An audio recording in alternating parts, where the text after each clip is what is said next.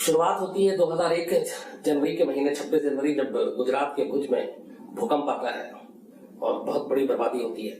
और वो अर्थक्वेक बहुत ही खतरनाक, खौफनाक था और लगातार कई दिनों तक हर चैनल भुज और गुजरात में ही था।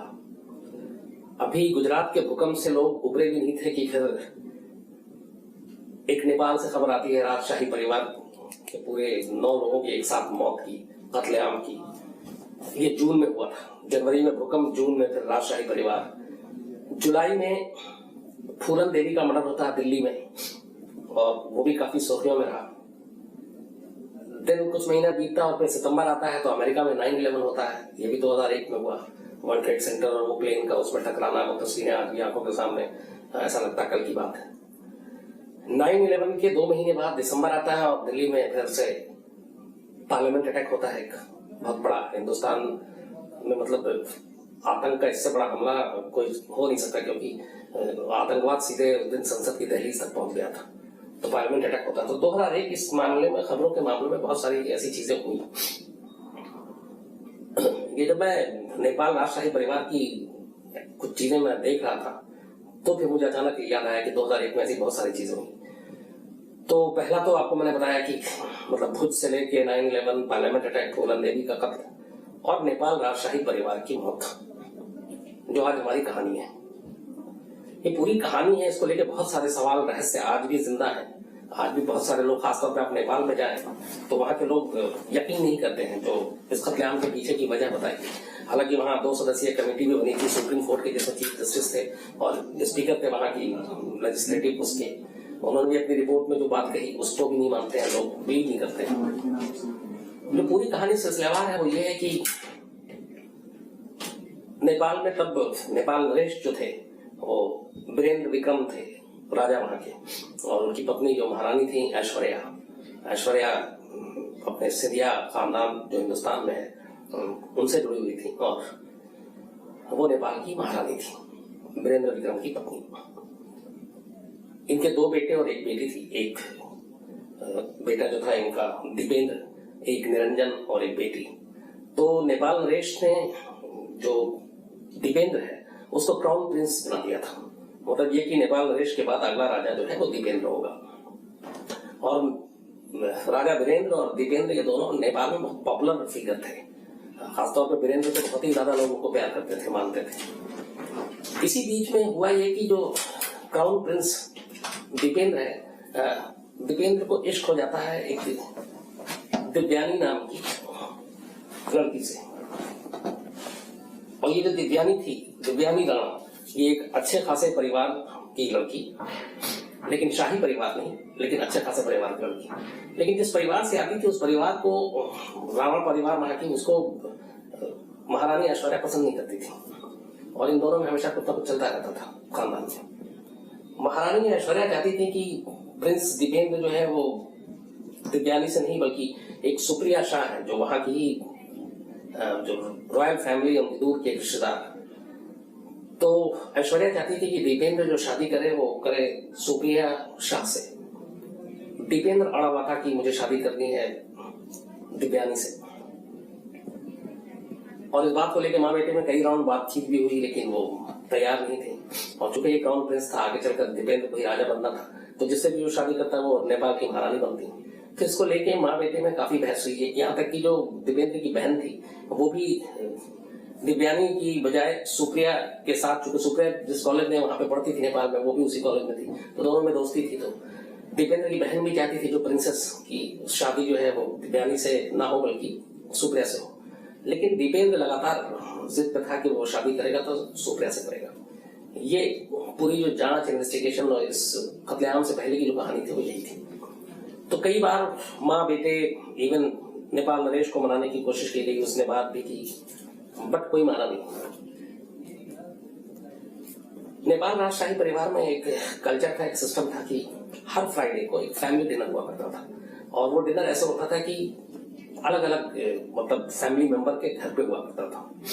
जैसे कभी नेपाल नरेश ने अपने महल में दिया तो महारानी अलग से देंगी, प्रिंसेस अपने अलग से देगी, प्रिंस अलग से देगा, जो इनके कजन और बाकी भाई ब्रदर हैं वो अलग रहते हैं, वो अलग से देंगे। तो ये पूरी एक फैमिली गैदरिंग होती थी हर फ्राइडे की रात को, और उसमें पूरा राजशाही परिवार इकट्ठा हुआ करता था।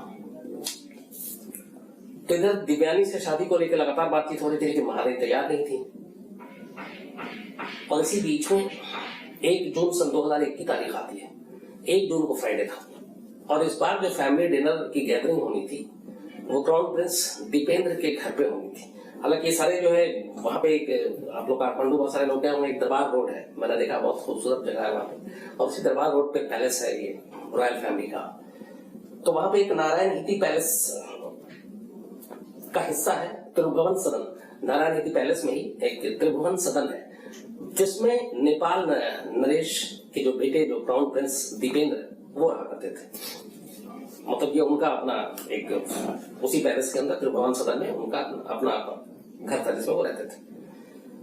तो 1 जून फ्राइडे को फैमिली गैदरिंग में जो डिनर देना था वो दीपेंद्र की जिम्मेदारी थी, दीपेंद्र को देना था। तो उसी हिसाब से सारे जो रिलेटिव हैं वो सब एक एक कर वहां पहुंचते हैं दीपेंद्र के घर पे। अब उसमें कस्टम ये भी है कि जब भी कहीं जाते हैं तो नेपाल नरेश जब पहुंचते हैं तो जो भी होस्ट कर रहा है वो रिसीव करता है, और वरना उसको बहुत बड़ी बात मानी जाती है। लेकिन 1 जून को उससे पहले ऑलरेडी गुस्से में थे दीपेंद्र, शादी को लेकर महारानी ऐश्वर्या मान नहीं रही थी, और ये हो गया था कि शादी होगी तो सिर्फ और सिर्फ सुप्रिया शाह से होगी, दिव्यानी से तो हो नहीं सकती है। तो रात को तय वक्त पर राजा, महारानी, प्रिंसेस और उनके बाकी जो कजन, उनके हस्बैंड, कुल मिला के 13 लोग शाही परिवार के दीपेंद्र के इस त्रिभुवन सदन में पहुंचते हैं डिनर के लिए। लेकिन दीपेंद्र उस दिन हैरतअंगेज तौर पर नेपाल नरेश को रिसीव नहीं करता है, बल्कि वो अपने कमरे में था, और ये लोग घर के अंदर दाखिल होते हैं तो इसको बदतमीजी भी मानी जाती है। लेकिन खैर ये भी था कि ये वो गुस्से में है, तमाम चीजें हैं, महारानी को भी बुरा लगा। लेकिन ये लोग अपना जिस जगह पे खाने का इंतजाम था उस हॉल में जाकर अलग अलग सब बैठ जाते हैं उसी हॉल में। अब जो इसमें जो 9 लोग थे वो 9 के 9 नेपाल नरेश के अपने रिश्तेदार थे, जिसमें खुद दीपेंद्र उनका बेटा, दूसरा बेटा निरंजन जो प्रिंसेस श्रुति जो उनकी बेटी थी, इसके अलावा एक प्रिंसेस शांति जो राजा की बहन, देन प्रिंसेस शारदा ये भी राजा की दूसरी बहन, कुमार खटका ये शारदा के पति, मतलब राजा की बहन के पति, इसके अलावा प्रिंसेस जयंती ये राजा की कजिन, खुद राजा रानी और दीपेंद्र, 9 लोग थे। इसके अलावा जो राजा के दूसरे भाई थे ज्ञानेंद्र, उनका बेटा पारस, पत्नी और बेटी, 3 लोग ये थे। तो 9 राजा नेपाल नरेश की फैमिली के और 3 उनके भाई की फैमिली के 12 लोग। खुद जो ज्ञानेंद्र थे वो हमेशा इस ऐसी फ्राइडे गैदरिंग में हर एक का होना जरूरी होता था। लेकिन हैरतअंगेज तौर पर 1 जून 2001 जो उस रात को जब नेपाल नरेश के बेटे दीपेंद्र के घर पे गेट टुगेदर था, डिनर पार्टी थी, ज्ञानेंद्र काठमांडू में ही नहीं थे, बल्कि वो पोखरा में थे, और उनकी गैरहाजिरी में उनकी बीवी, बेटी और बेटा, ये 3 लोग उस पार्टी में थे, फैमिली गैदरिंग में। तो रात को ये सब पहुंचते हैं। उसके बाद थोड़ी देर के बाद ये सब एक सोफे हॉल में बैठे हुए थे। इधर प्रिंस एक आखिरी कॉल करता है, जो कि उसके मोबाइल का वो कॉल डिटेल था वो था, और वो कॉल था जो उसने किया था वो दिव्यानी को किया था, जिससे वो शादी करना चाहता है। लास्ट कॉल वही था मोबाइल में कॉल करने के बाद, और वो उस दिन शाम से शराब पी रहा था, नेपाल नरेश के जो बेटे, जो क्राउन प्रिंस दीपेंद्र, बेहद नशे में। एक तरफ दिव्यानी से बातचीत, शादी ना घर वाले मानने का गुस्सा, ऊपर से शराब, और ये भी कि कुछ ड्रग्स भरी हुई सिगरेट, ग्रास, तो ये सारी चीजें, और नशा बिल्कुल एकदम पीक पे, गुस्सा हाई था, और उसने फैसला कर लिया था कि आर पार का फैसला करना है। कमरा अंदर से बंद था, और वहां पे तमाम राजमहल में गार्ड जो होते हैं नेपाल रॉयल फैमिली के, वो सारे लोग थे, हथियारबंद गार्ड भी होते हैं। उसके बाद रात करीब 9 बजे के आसपास ये दीपेंद्र अपने कमरे से बाहर निकलता है। उसके हाथ में ऑटोमेटिक वेपन था, वो सीधे उस हॉल में जाता है जहां पे पूरी फैमिली बैठी थी, और अचानक जाने के बाद वो फायर कर देता है। नेपाल नरेश को पहले गोली लगती है, इसके बाद वो जितना था वो चारों तरफ देख के वो अपना अंधाधुंध फायर करना शुरू करता था, जब तक कि उसकी मैगजीन खाली नहीं हो जाती। जो बाद में सारी इंक्वायरी रिपोर्ट और बाकी चीजें आई, इंक्वायरी हुई थी, जो चश्मदीद थे उनके हिसाब से जब मैगजीन खाली हो जाती है वो वापस अपने कमरे में जाता है। इसके बाद वो एक दूसरा वेपन उठाता है, उसको लेकर आता है और फिर उसमें जितनी गोली होती है वो सब खाली कर देता है। इस दौरान ये है कि अचानक एक बार जब वो जा रहा था तो उसका कजन पारस ज्ञानेंद्र का बेटा जो राजा के भाई है वो उसको रोकने की कोशिश करता है, लेकिन उसको धक्का मार के हटा देता और फिर वो हॉल में सबको एक साथ लाइन से जो दिखता है उसको गोली मारना शुरू कर देता। वो मैगजीन भी खाली हो जाती है। उसके बाद वो तीसरी बार अपने कमरे में जाता है और तीसरी बार फिर एक नया हथियार लेकर आता है और इस बार वो सबको जो जो और दिखता है उनको फिर से गोली मारता है और लास्ट में उसकी तलाश होती है महारानी ऐश्वर्या की और उसको ऐश्वर्या दिखाई नहीं दे रही थी। तो वो कंपाउंड से बाहर निकलता है, पीछे की तरफ गार्डन था, वो बंदूक लेकर बाहर गार्डन में ऑटोमेटिक वेपन। गार्डन में एक जो कजिन है राजा की, बल्कि जो इसका अपना भाई निरंजन दीपेंद्र का, वो और शारदा, गोली उनको भी लगी हुई थी लेकिन किसी तरह से वो वहां से बच के भागने की कोशिश कर रहे थे। तो अचानक महारानी ऐश्वर्या दिखाई देती है और उसके बाद ये दीपेंद्र अपनी माँ पे ही गोली चला देता है। लेकिन जब वो माँ पे गोली चलाता है, बंदूक कम उधर करता है, तो जो छोटा बेटा है निरंजन वो अपनी माँ के आगे जाता तो गोली उसको लगती है। इसके बाद फिर ऐश्वर्या राय को गोली मारता है और वो इंश्योर कर लेता है कि ये लोग मर गए। उसके बाद फिर 2 गोली वो अपने सीने पे आखिर में मारता है।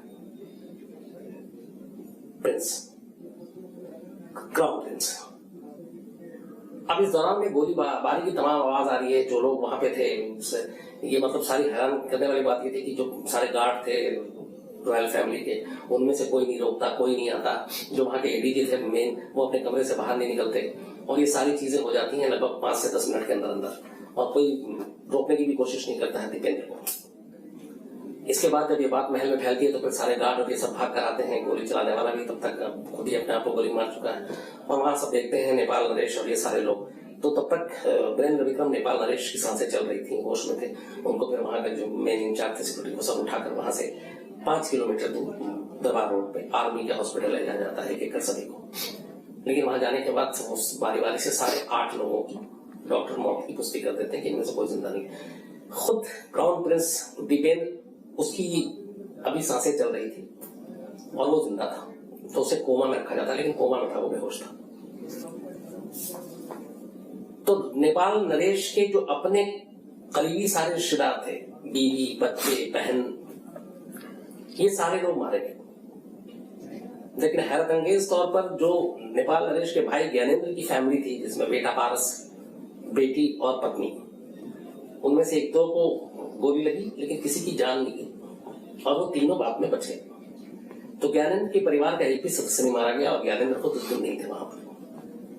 उसके बाद कानून के हिसाब से फिर जब कोमा में ही था प्रिंस दीपेंद्र, तो ऐलान कर दिया गया कि नेपाल अगले नरेश दीपेंद्र होंगे, जबकि वो कोमा में है। लेकिन वो वहां का रिचुअल और तमाम रूल कानून जो है राजशाही परिवार का, उसके हिसाब से तो कोमा में रहते हुए ही नेपाल नरेश घोषित कर दिया गया।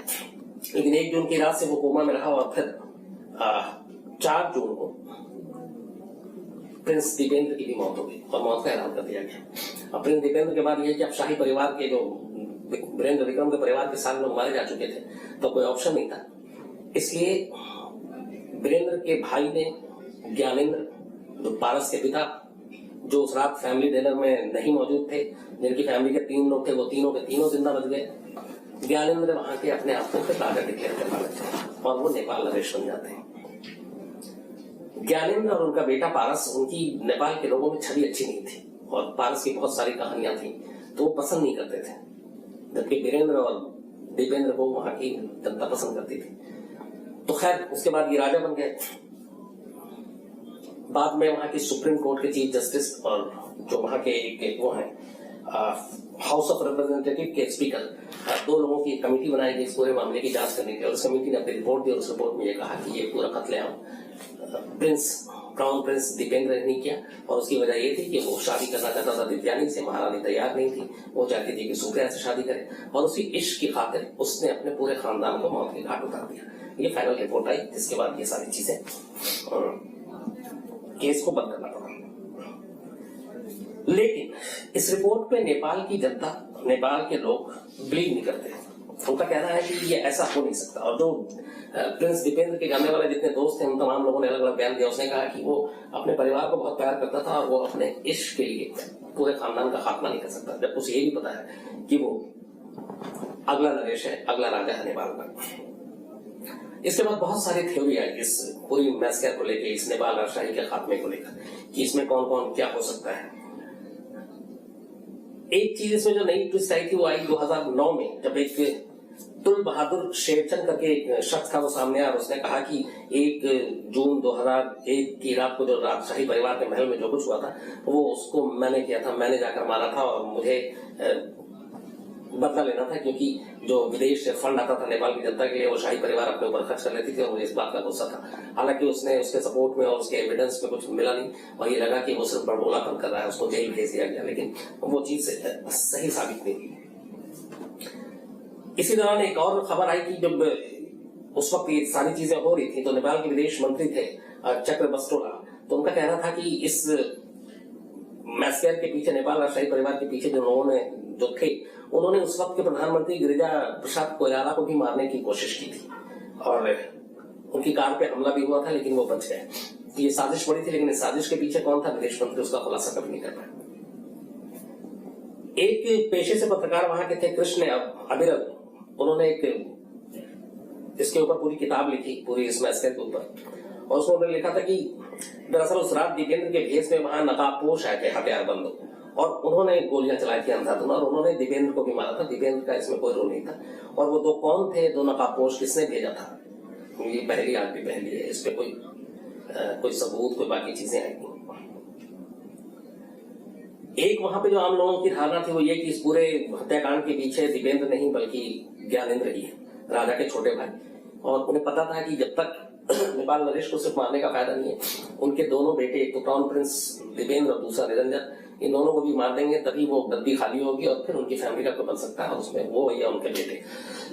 तो ज्ञानेंद्र की भूमिका को लेकर वो सारी चीजें कि उस रात उनका गायब होना, उनकी फैमिली का किसी भी शख्स की मौत ना होना, सबका बच जाना, फिर ये कि पारस ने दिपेंद्र को रोकने की कोशिश की और पारस को हटा दिया उसने, जबकि वो सबको गोली मार रहा, तो पारस को क्यों नहीं गोली मारा। तो ये सारी चीजें शक के कटघरे में ज्ञानेंद्र भी थे, लेकिन ज्ञानेंद्र राजा बन चुके, इसलिए उसके बाद कुछ हुआ नहीं। एक वहां की जो पूर्व पैलेस मिलिट्री थी, सेक्रेटरी वहां की जनरल विवेक शाह, उनका ये कहना था कि इस पूरे हत्याकांड की जो साजिश रची थी वो पहली बार इंडिया का नाम आया था, इसके पीछे रॉ थे और रॉ ने ये काम किया था। राजशाही परिवार, चूंकि शाही परिवार के साथ कई चीजें थी, कुछ मतभेद था और वो नहीं चाहते थे, इसीलिए भारत की खुफिया एजेंसी रॉ ने इस हमले को अंजाम दिया। हालांकि तब भारत ने बयान दिया था कि इससे हमारा कोई लेना देना नहीं है। तो एक ये भी थ्योरी थी, लेकिन उसमें कुछ हुआ नहीं। एक जो सबसे बड़ी बात थी वो ये कि जब दिपेंद्र जो क्राउन प्रिंस है वो मौत हुई 3 दिन के बाद 4 जून को, तो दिपेंद्र का पोस्टमार्टम नहीं किया गया। बहुत सारे लोगों का था कि दिपेंद्र के पोस्टमार्टम से बहुत सारी चीजें खुल सकती थी कि वही कातिल है या फिर उसकी मौत कैसे हुई, गोली 2 थी लेकिन और भी कुछ चीजें आ रही थी सामने, तो पोस्टमार्टम ना होना भी एक शक और सवाल पैदा कर रहा था। पारस को कोई खरोच ना आना, जबकि पारस का पूरा जो उसकी पूरी एक इमेज थी नेपाल में, एक बिगड़े हुए रईसजादा या बिगड़ा हुआ शाही परिवार का लड़का, और उसके ऊपर कुछ कत्ल वत्ल के भी इल्जाम थे, तो उसका खरोंच तक ना आना, एक भी चोट ना आना, ये सवाल भी पैदा कर रहा था कि इसमें ज्ञानेंद्र और पारस की भूमिका कितनी थी। तो वो भी उसमें कुछ नहीं आया चीजें। तो ये सारी थ्योरी हुई, इसमें सारे में जांच भी हुई, लेकिन कभी इसमें से कुछ चीजें निकल कर नहीं आई। और एक उसमें जो उस वक्त जो राजमहल के एडीसी थे, वो पूरी इस शूटिंग के दौरान, पूरी गोलीबारी के दौरान वो अपने कमरे से बाहर नहीं निकले। तो इस पे एक शक और सवाल हमेशा बना हुआ था। तो कुल मिला के आज 17 साल के बाद भी ये सवाल, ये शक अपनी जगह कायम है कि क्या एक इश्क में अंधे होकर राजकुमार ने अपने ही पूरे खानदान का खात्मा कर दिया, या उस राजकुमार को मोहरा बनाया गया, उसके पीछे साजिश किसी और की थी। क्या राजा के भाई ने गद्दी हथियाने के लिए अपने ही भाई और उसके पूरे खानदान को रास्ते से हटा दिया, क्योंकि अगर उनके परिवार का कोई भी एक बचता तो फिर गद्दी का हकदार वो होता, लेकिन दोनों बेटे, बेटी, महारानी, बहन सारे मारे गए। तो राजा वीरेंद्र विक्रम की फैमिली के सारे लोग मारे गए। 9 लोग थे, जिसमें बेटा, बेटी, महारानी पत्नी, बहन, बहन के हस्बैंड। लेकिन उनके भाई ज्ञानेंद्र के परिवार का एक शख्स भी नहीं मारा गया। और इसी चीज ने ज्ञानेंद्र को हमेशा शक्ति कटघरे में खड़ा रखा। चूंकि सारे फैमिली के लोग मर चुके थे, तो अब राजशाही परिवार का जो उत्तराधिकारी, गद्दी का दावेदार, वो सिर्फ वही हो सकता था, ज्ञानेंद्र और परिवार के लोग। और फिर 2001 में ज्ञानेंद्र नेपाल नरेश बनते हैं, राजा बनते हैं। लेकिन ज्ञानेंद्र और उनके बेटे पारस को लेकर नेपाल की जनता की राय अच्छी नहीं थी, और उसकी वजह थी बहुत सारे उनके पुराने कारनामे। और इसी वजह से बाद में विरोध विद्रोह शुरू हो गया। फिर मॉइस्ट आई, मॉइस्ट मैंने भी नेपाल राजशाही परिवार का हमेशा से वो विरोध करती रही थी, तो वो उसने करना शुरू किया। और ये सिलसिला चलते चलते आखिर में सिर्फ 7 साल गद्दी पर बैठने के बाद 2008 में नेपाल में को एक रिपब्लिक डिक्लेयर कर दिया गया और मोनार्की वहां से खत्म कर दी थी। मतलब राजशाही सिस्टम जो है वो बंद कर दिया गया और ज्ञानेंद्र को अपनी कुर्सी छोड़नी पड़ी। और तो पूरा शाही परिवार की जो संपत्ति थी, नेपाल नरेश, वीरेंद्र विक्रम, उनके पूर्वजों की सब, वो सारी संपत्ति सरकार ने अपने कब्जे में ले ली। जो दरबार रोड पे महल है उससे लेकर सारी चीजें, सिर्फ ज्ञानेंद्र की जो कुछ पर्सनल प्रॉपर्टी थी वो हवाले किया गया। और उसके बाद 2008 से लेके नेपाल में राजशाही परिवार पूरा तरह से सिस्टम खत्म हो गया। हालांकि कहते ये हैं कि अगर राजा वीरेंद्र विक्रम होते तो शायद नेपाल से राजशाही जो ये मोनार्की है ये खत्म नहीं होता, क्योंकि नेपाल की जनता उन्हें बहुत प्यार करती थी। उन्हें विष्णु का मतलब वहां के नेपाल नरेश को विष्णु का अवतार माना जाता, तो वो सारी चीजें काफी, और दीपेंद्र को भी वहां की जनता काफी मानती थी। लेकिन इसका ठीक उलट था ज्ञानेंद्र और पारस के साथ। तो ये पूरी कहानी थी। 17 साल बीत गए हैं आज भी, लेकिन ये सवाल, ये शक अपनी जगह कायम है कि वाकई इस राजशाही परिवार के खात्मे के पीछे प्रिंस दीपेंद्र था। क्योंकि दीपेंद्र के जानने वाले, उसके करीबी दोस्त, सभी का यही कहना है कि वो कभी ऐसा नहीं कर सकता। वो अपनी फैमिली को बहुत प्यार करता था और एक लड़की के लिए खानदान का खात्मा नहीं कर सकता। तो इसके पीछे साजिश किसकी थी?